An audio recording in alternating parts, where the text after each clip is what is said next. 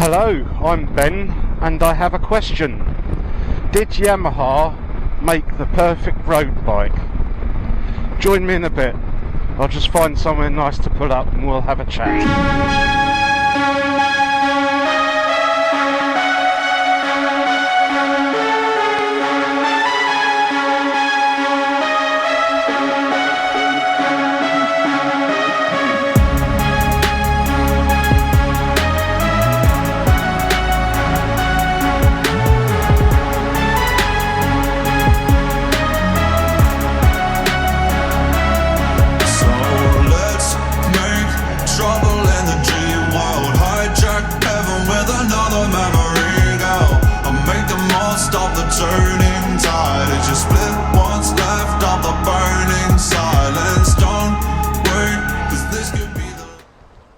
Not quite sure why I'm doing a review, as this model has well and truly been superseded, but both the third and fourth generations are essentially the same bike underneath, same frame, wheels, suspension and engine. I shall apologise in advance if there are some comparisons made with the MT09 I owned before this bike, but before the 07 I hadn't owned a bike for around 8 years. So can only compare the two really. I'll try to be as unbiased as I can. Now, before I bought this bike I did sit on a fourth generation at the dealer and quickly decided that the new riding position wasn't for me. It was just a bit too far forwards, and with the lower bars and raised foot peg it does have less leg room. Whilst I'm not that tall, I'm around 6 foot, I do have a 33-inch inside leg. This bike is also 3 kilos lighter than the fourth generation, although I'm fairly certain I more than make up for that compared to average riders. I actually prefer the looks of the third generation, just my personal opinion, but I think this one is a very handsome bike, and in years to come will become the cult bike, the one that people most remember due to its polarising looks. A bit like Marmite, you either love it or hate it. But looks are subjective. Personally, I think of all the iterations of the 09, the second generation is by far the best looking, but that isn't to say that the first and fourth generations are by any means ugly. Then there was the price. Because this was the outgoing model, I got a hefty discount. If I remember correctly, I paid £8,695. It was about £1,200 off the list price and nearly £1,500 off of the price of the fourth generation. In a nutshell, it's fast, and I'm not just talking about outright speed. The handling beggars belief, as does the way in which it covers ground. I'm beginning to wonder if I've any business or right owning such a bike. I absolutely adore this thing. But before I get too ahead of myself, I did say I'd try to be as impartial and unbiased as I could. It's not perfect, more on that later. I can honestly say I've never owned a bike more balanced. The chassis is really taut and the suspension very compliant, even if it is on the stiff side. It's incredibly stable, predictable and sure-footed, which instills confidence, and with a very willing engine it all makes for a very thrilling and fun ride, but will also happily sit on a motorway and cruise at 70 miles per hour all day. Physically the bike isn't really any bigger than the MT07 and only weighs an extra 5 kilos, and like the 07 is very easy to ride, a bit like an MT07 but with more of everything. And it's definitely not for beginners. Now, I admit I haven't really delved into the features too much. Of course I've tried all the power modes, but in all honesty I tend to leave everything in mode 2, apart from the anti-lift control, which is set at maximum. I'm far too old to be involved in those kind of shenanigans now. Likewise, I haven't fiddled with the suspension settings either, although I may soften the rear shock a bit. I think the fronts are fine. MT07 owners who are considering moving up to an 09 will get on with this bike very well.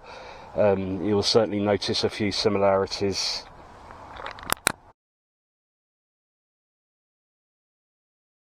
Obviously the running costs are quite a bit more than the MT07, A bigger engine requires more oil, and an extra cylinder means an extra spark plug, so servicing is a bit more expensive.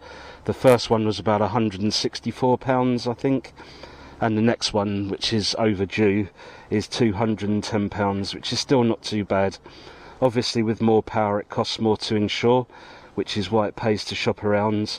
I think I paid around just under £280 fully comped this year. The fuel economy is pretty bad on this bike. On the 07 I used to get nearly 60 mpg with a mix of riding. On the 09 however it's more like 40, 43, 44. I think the most I've seen was when I was running it in, and it still only managed 47 to 48 miles per gallon, and when you're really giving it the berries expect around 24 to 25. But apart from that, the only things I've had to replace are the tyres. Chain and sprockets seem to be holding up very well, considering I've done 7,000 miles now. If you're moving up from the MT09 or another smaller bike, you have to take these things into consideration. As with anything, more power and speed usually means more cost. As with most things, you have to make them your own, don't you? Kind of put your own stamp on it. I started with several pieces that I'd bought before I even bought the bike, which I really don't recommend doing, just in case you change your mind on the bike. But I fitted a tail tidy. It's made by J-Tech and was around £54 delivered. Nothing really to report other than the fact that it tidies up the rear ends immensely. It does seem well made and very sturdy. Moving to the front, the radiator guards was an eBay special and cost £18 delivered. It's very thin aluminium and a bit flimsy, but seems to be doing the job. The shorty levers, again eBay specials, probably Chinese ASV knockoffs. I only changed the levers for comfort purposes, as these ones have span adjusters on both of them. The Puig tinted touring screen, it is actually genuine and very expensive. I think that was about £158 delivered. Seems good quality, but needs to be for that price. I did buy some hand guards, which were £24 delivered, but weren't an easy fit, as the fittings they came with were absolutely useless. I ended up having to have spacers and new bar ends made.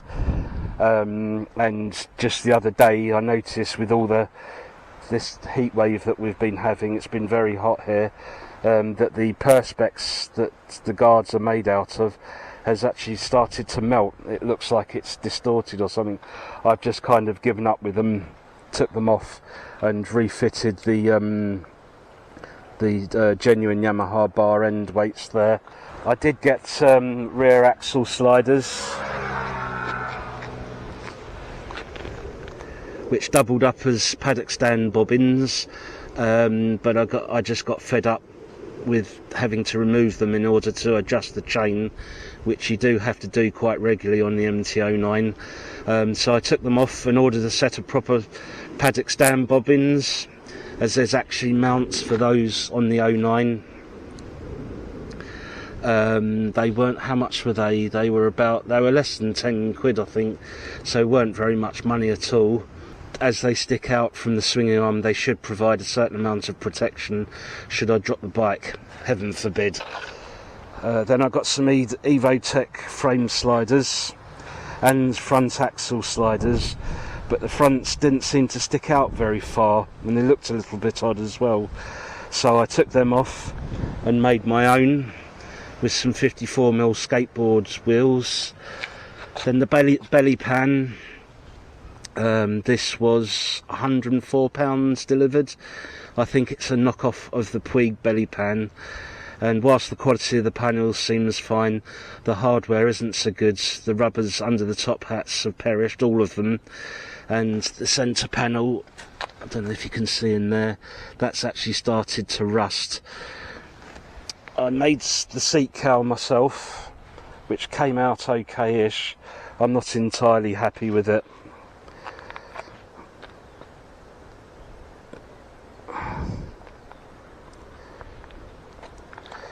and more recently I fitted the exhaust.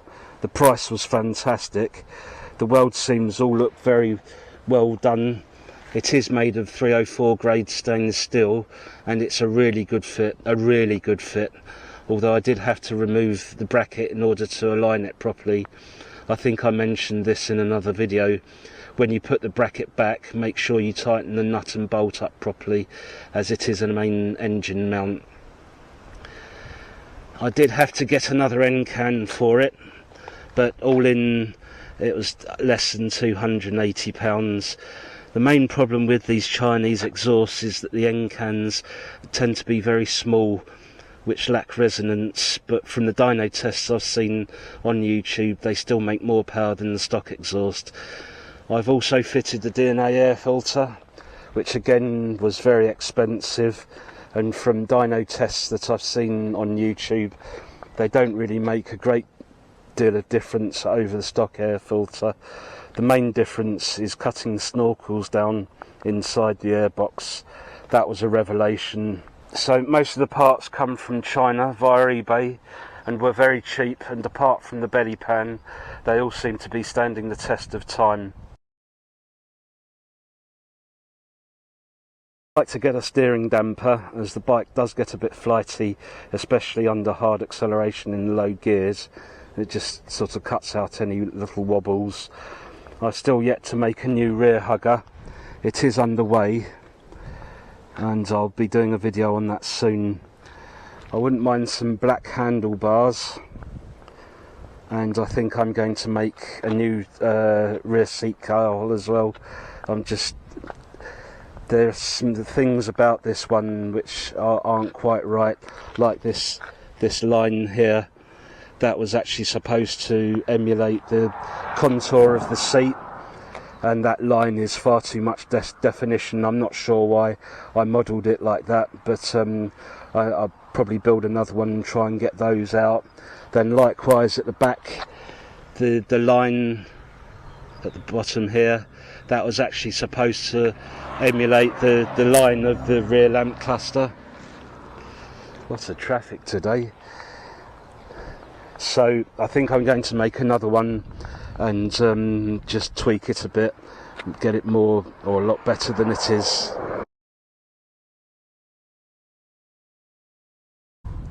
Cons first, I think, as I prefer to get any negatives out of the way. There are, however, quite a few. The first one being the tyres the bike came with from the factory. I'm just going to say it, they were shite. I did make a video about them which got absolutely trashed, which was both frustrating and disappointing. The purpose of that video was to give new or potentially new MT09 owners the heads up and let people know what they were in for. But instead I got a lot of people who don't even own an MT09 making stupid comments telling me I should have bought a cruiser. Like, what point were you trying to make?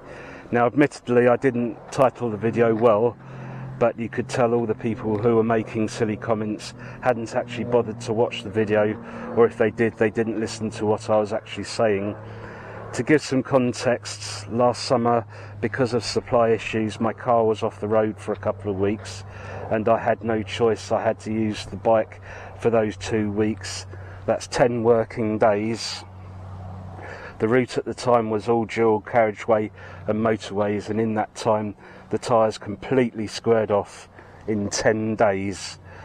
Not really Bridgestone's fault, more Yamaha's for selling a road bike with what I can only describe as track day tyres.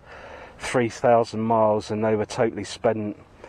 Now some people might have no problem with changing their tyres every 3,000 miles. It's not something I intend to do, nor can I afford. I've since replaced them with the Michelin Pilot Road 5s. I couldn't get the 6s at the time. Just everywhere where I looked online, they seem to have been out of stock. But these have covered nearly 4,000 miles already, and there's no sign of them squaring off yet. The next issue is the dash and its lack of information. I'm not sure, but I'm fairly certain The mileage of a vehicle has to be displayed at all times, at least it is in cars, but on this bike you have to actually scroll through the settings to set it so. It was the same on the 07, but what gets me is there is actually space for it.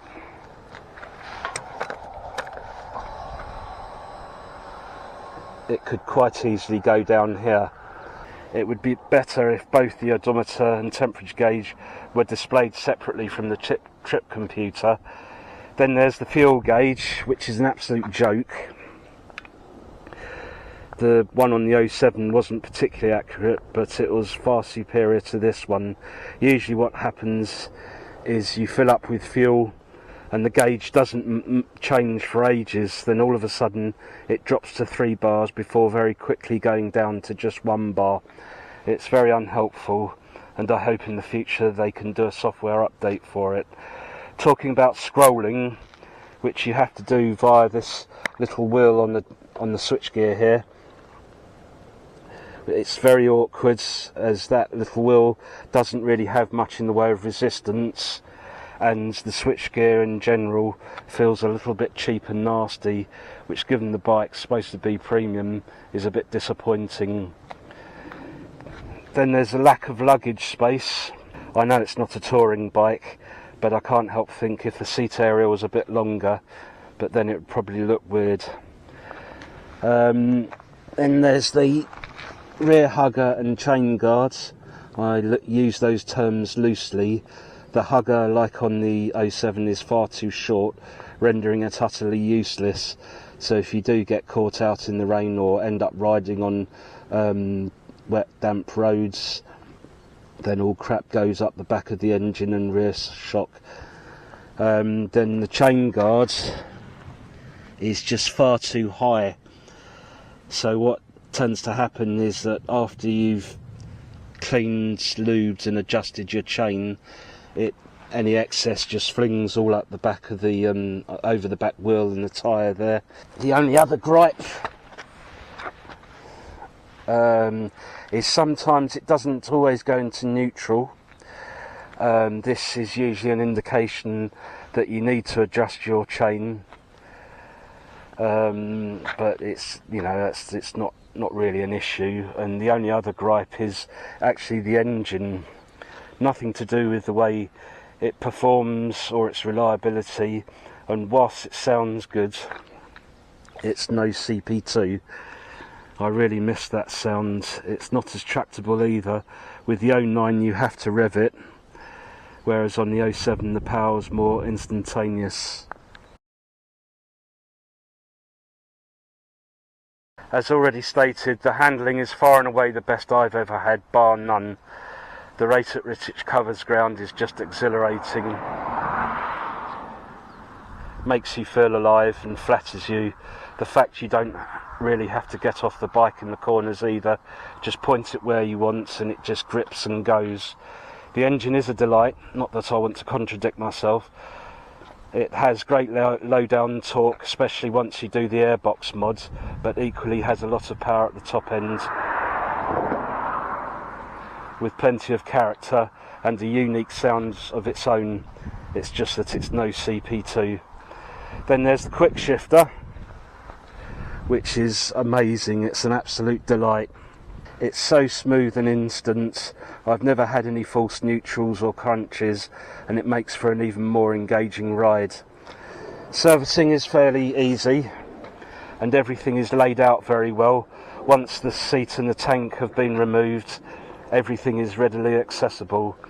The handlebars are a good width, allowing for very precise control of the bike, and as a bonus allow plenty of room for gadgets to be attached.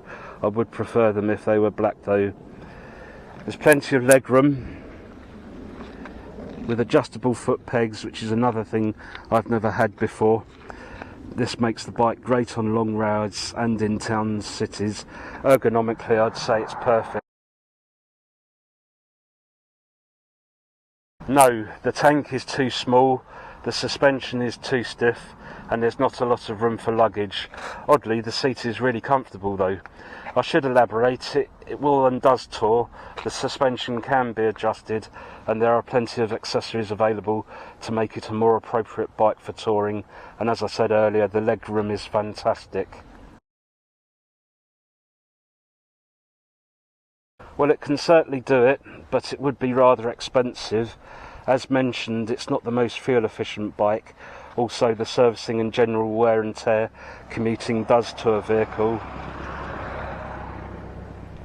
would set you back quite a bit, dependent on the mileage you do, but if you can swallow the cost, it would make a fantastic commuter, as it has a very upright and commanding riding position as you sit quite high up, giving you good all-round vision of your surroundings with good road presence too.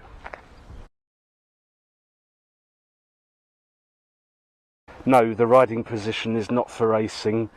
Whilst it is a very sporty bike, the riding position makes it more of an all-rounder. Is there such a thing?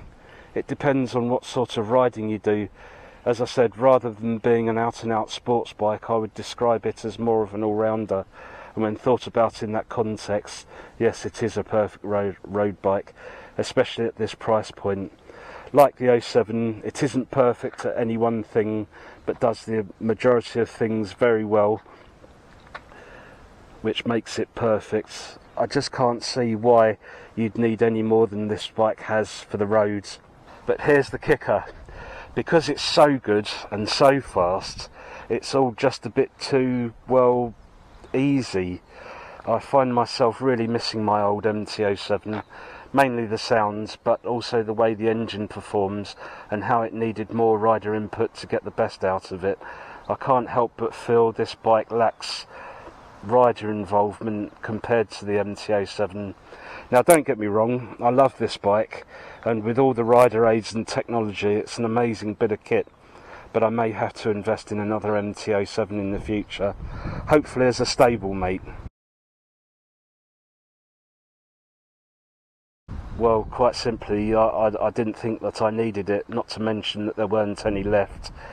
Personally, I don't believe you'd notice the difference in the suspension on the road, and I don't need cruise control, as you should have your hands on the bars at all times. I think that's just a fad. The money you save by buying the standard model over the SP you can put towards mods, making the bike your own, or the insurance. So to sum up then, it's an incredibly practical, ergonomic, playful, fun and rewarding bike to ride that, depending on how you use it, doesn't cost the earth to own and run. So that concludes my review of the third generation Yamaha MT09. I hope this video was of some use to you and gave you a bit of insight into MT09 ownership. If you have any questions, or if you own an MT09, share your thoughts, drop a comment below. Take care, and I hope to see you in another video soon. Cheers. If you enjoyed this video, please consider subscribing. As always, thanks for watching.